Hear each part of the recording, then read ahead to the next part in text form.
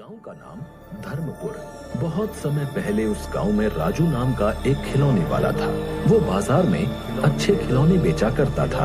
अच्छे खिलौने होने के कारण सब उससे खिलौने खरीदते थे। उस गांव में एक और खिलौने वाला था। उसका नाम था कमल। वो राजू से बहुत जलता था। वो यही सोचता था कि कैसे राजू को परेशान किया जाए, लेकिन कमल हमेशा असफल रहता था क्योंकि राजू को खिलौने बेचते हुए देखता रहता था। पापा खिलौने। भैया वो लाल रंग का खिलौना देना मेरे बच्चे को। ये लो बेटा, ये लो। मुझे वो नीले रंग की गाड़ी दे दो अंकल। अरे ये क्या, इतनी भीड़ लगाकर खड़े हैं पर फिर भी मुझसे कोई खिलौने खरीदने नहीं आ रहा है। ले लो, ले लो, रंग बिरंगे खिलौने ले लो। मैं खिलौने बेचता हूँ, कबाड़ नहीं। दाम कम, खिलौना अच्छा। एक बार खरीदने के बाद चले सालों साल। अरे ये क्या, बाजार में किसी ने इस तरफ मुड़कर भी नहीं देखा। लगता है सबके सब बहरे हो गए हैं। लगता है कुछ ना कुछ गड़बड़ है। राजू के पास ही जाकर देखता हूँ, वहीं पर ज्यादा बच्चे हैं। अरे क्या हुआ कमल भाई, तुम यहाँ क्यों आ गए? असल में वहाँ बच्चे नहीं आ रहे हैं। तुम्हारे यहाँ तो बच्चे भीड़ लगाकर खिलौने ले रहे हैं, इसलिए सोचा इधर ही कुछ शुभ है। अरे कमल भाई, ऐसा कुछ नहीं है। असल में बात ये है कि लोग पैसा देकर अच्छा सामान खरीदते हैं। तुम भी अच्छे खिलौने दो तो बच्चे भी तुम्हारे पास भीड़ लगाकर खिलौने खरीदेंगे। हाँ बेटा, तुम्हें कौन सा खिलौना चाहिए? अंकल वो हरा वाला। देखो कमल भाई, मैं सबको अच्छे खिलौने ही बेचता हूँ। हाँ, लेकिन मुझे थोड़ा कम लाभ होता है। लेकिन ज्यादा लाभ के चक्कर में कहीं कुछ भी न मिले तो फिर। कमल खिलौने वाला सोचते हुए बोलता है। बड़ा ज्ञान देने वाला बन रहा है। रुक, तेरा ज्ञान निकालता हूँ। कमल भाई, तुम यहाँ पर खिलौने बेचो और मैं तुम्हारी जगह जाकर खिलौने बेचता हूँ। ठीक है कमल भाई? जैसे तुम्हारी मर्जी राजू। फिर ये मत कहना कमल ने मेरे ग्राहक छीन लिए। दोनों हल्की सी हंसी हंसते हैं। नहीं कमल भाई, कोई किसी का भाग्य नहीं छीन सकता, तुम निश्चिंत रहो। दोनों ने अपनी अपनी जगह बदल ली। एक बच्चा दौड़ कर आता है। राजू खिलौने वाले की दुकान के सामने जाकर खड़ा हो जाता है, लेकिन वहाँ पर कमल अपने खिलौने बेच रहा होता है। बेटा, तुम्हें खिलौना चाहिए ना?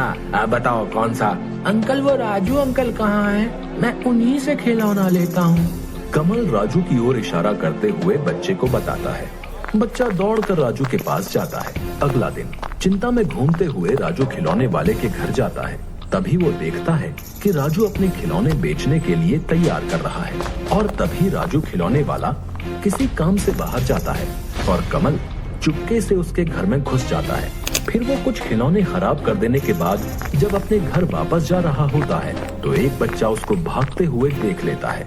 अरे ये तो कमल खिलौने वाला है, लेकिन ये भाग क्यों रहा है? उसी दिन बाजार में बच्चा, अंकल मुझे वो हाथी देना। अरे अंकल, इस हाथी का तो पैर टूटा हुआ है। अरे राजू, ये क्या टूटे हुए खिलौने दे रहे हो बच्चे को? मैं तुम्हारे पास से खिलौने नहीं लूंगा। राजू अंकल, आप मुझे टूटे हुए खिलौने दे रहे हो।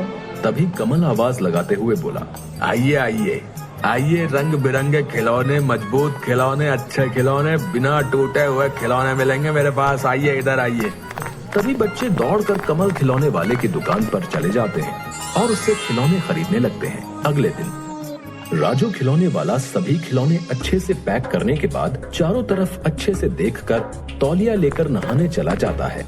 उसके बाद कमल राजू के खिलौने वाली जगह पर आया और कमल ने पहले की तरह ही राजू के खिलौने खराब कर दिए। आज बाजार में कमल के पास भी बहुत भीड़ थी बच्चों की।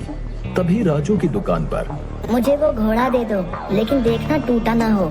नहीं नहीं, कल पता नहीं कैसे टूट गए खिलौने, मुझे पता ही नहीं चला। राजू बच्चे को खिलौना उतार कर देता है, परंतु घोड़े की पूंछ टूटी होती है। अरे ये क्या, ये कैसे टूट गया?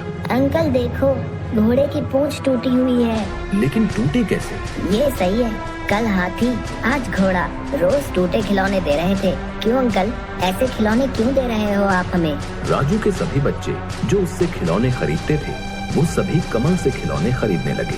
सभी ने राजू को ठग और झूठा समझना शुरू कर दिया और इधर कमल तरक्की कर रहा था। ये सब देखकर राजू चौंक गया और राजू खिलौने वाला मन ही मन सोचने लगा, ये कमल का ही काम है, लेकिन साबित नहीं कर पाऊंगा। अगर मैं सच्चा हूँ तो एक दिन सबको सच जरूर पता चल जाएगा। कमल खिलौने वाला इसी मौके की तलाश में था। फिर वो मिट्टी के खिलौने बिना पकाए उन पर रंग करके बेचने लगा और लोगों को ठगने लगा और बच्चों को पागल बनाने लगा। अगले दिन हंसते हुए कमल खिलौने वाला अपने घर अरे सुनती हो, कहाँ हो? खिलौनों को अच्छे से रंग करो। मैं बाजार जा रहा हूँ किसी काम से। आज तो मैं बाजार में अकेले ही खिलौने बेचूंगा। अच्छा सुनो, आज अगर सारे खिलौने बिक गए ना तो कल हम और ज्यादा खिलौने पर रंग करेंगे। ज्यादा गड़बड़ के चक्कर में पकड़ में मत आ जाइएगा। तुमने क्या मुझे कच्चा खिलाड़ी समझा है क्या? हम खिलौनों पर ऐसे रंग करेंगे कि ना किसी को पता चलेगा कि खिलौना कच्चा है क्या पक्का है। कोई समझ ही नहीं पाएगा और मुझे लाभ ही लाभ होगा। ये बोलने के बाद कमल जोर जोर से हंसने लग जाता है। अच्छा सुनो, फिर तो आप सुनार से कहकर मेरे लिए एक हार तो बनवा देंगे ना? बताइए ना। बनवा दूंगा, तुम थोड़ा सब्र रखो। है, समझ गई। कमल की पत्नी गीता ने खिलौनों पर अच्छे से रंग किया। उसके बाद कमल खिलौने लेकर बाजार की ओर जाने लगा। रास्ते में कमल को राजू मिला। अरे राजू, बाजार नहीं जाओगे?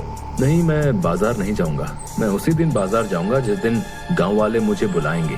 राजू दूसरे गांव में गली गली घूमकर अपने खिलौने बेचने लगा।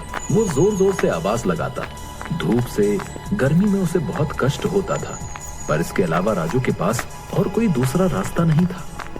राजू खिलौने वाला दूसरे गांव में आवाज लगाते हुए, खिलौने ले लो, खिलौने ले लो, खिलौने ले लो, अच्छे बढ़िया खिलौने, खिलौने खिलौने खिलौने ले लो, खिलौने ले लो, अच्छे बढ़िया खिलौने।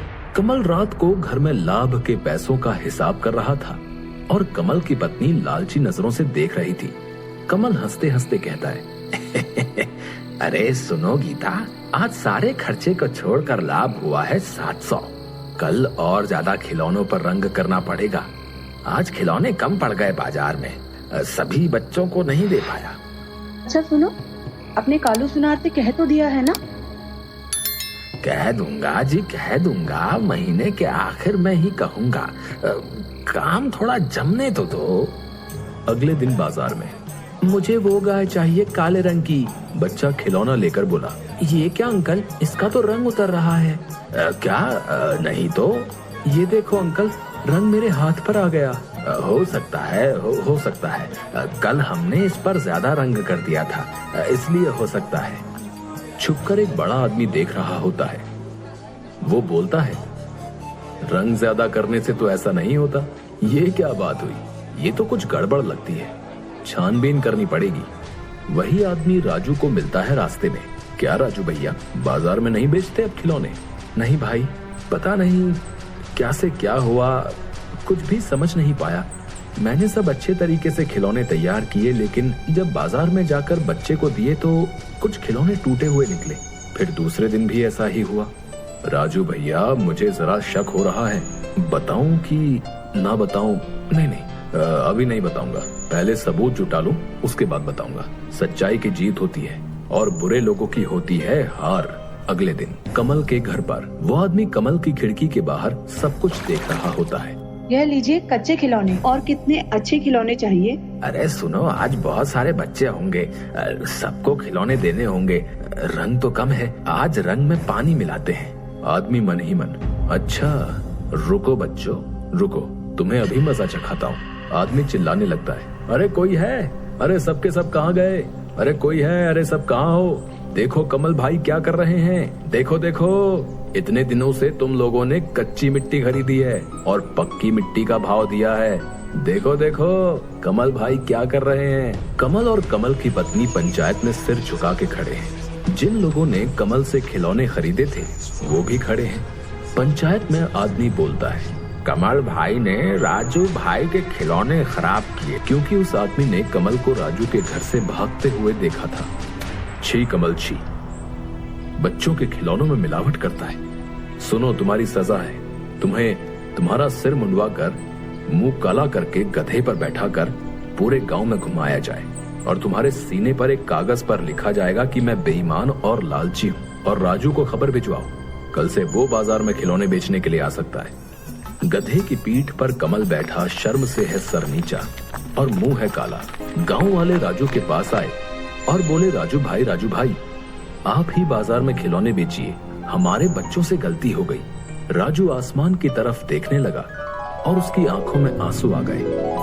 गांव वालों की नजर में अब वो चोर नहीं रहा। गांव के सभी लोगों ने राजू से माफी मांगी और अपनी भूल स्वीकार की। अब राजू के चेहरे पर मुस्कान आ गई। जो सच्चा है उसकी विजय जरूर होती है।